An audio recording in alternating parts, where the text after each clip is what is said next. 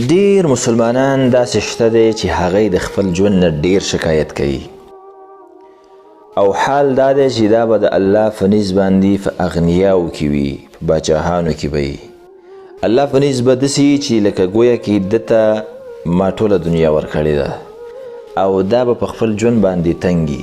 او دا فریادونه به شکایتونه به وي نو دا ډیره د افسوس خبره ده ته خبر نه یې او قیامت ته ولاړ شي او الله به سره بیا د باچاهانو حساب کوي په اغنیاو کې وایي به چې تا باندې خو ما څومره نعمتونه کړي او تا ټول عمر په دغه شکایتونو کې افسوسونو کې تیر کړي یو حدیث دا واورئ نبی صلی الله علیه وسلم فرمایي من اصبح معافا فی بدنه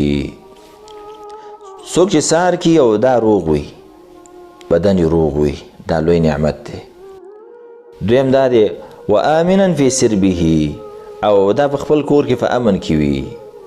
یعنی څه مشکل ورته نه وي په امن کې وي دوه شو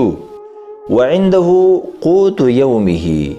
او د سره د یوې ورځ خرڅ شوي خوراک د دویمې نه ګوره صرف د سهار نه ونیسه تر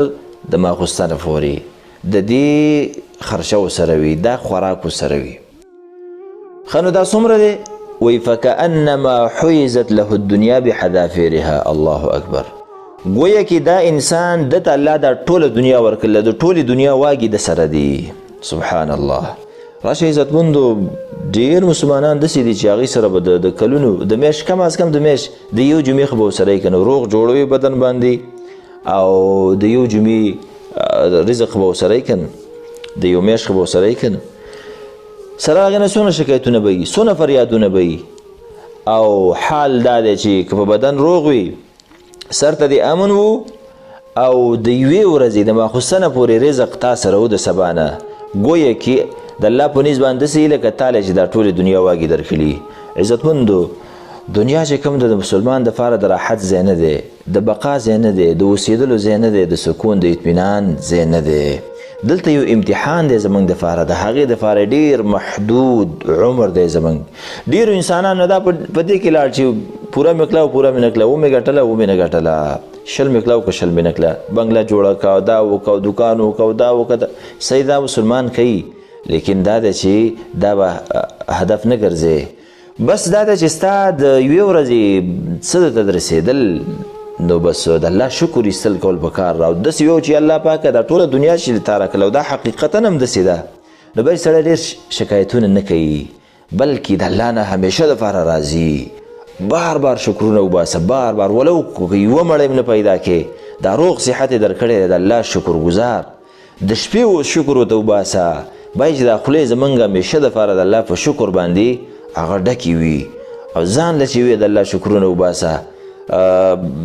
صحت دی روغ درکړی دی دا ایمان یې درکړی دی دا لوی نعمت دی د باید چې موږ همیشه دپاره داسې شکرګزار د الله بندی چې موږ نه بل غني نه وي د موږ نه بل څوک نه وي غني وي او دا د صحابو طریقه وه او دا د نور ایمو طریقه وه او دا موږ او تاسو لره هم پکار ده دنیا به څه شي دا څومره چې زیاتې هغومره به مشکلات به دې زیاتېږي هغومره به یې سردردی زیاتېږي نو باید چې د آخرت دپاره موږ کار وکړو دومره د دنیا پیدا کول چې زمونږ خېټه پې مړه وي او د حرامو نه به سړی بچ وي که زیاته شي دا مطلوب دی خیر کارونه به پکې کې هغه خیر دی لیکن چې هغه نه پیدا کړي مطلب یې دا دی چې ځان به پسې نه وژنئ دا به نه چې ټول تصور دې مدایي په هغې اکتفا کوه او د آخرت دپاره کار کوه اعمال کوه منځونه کوه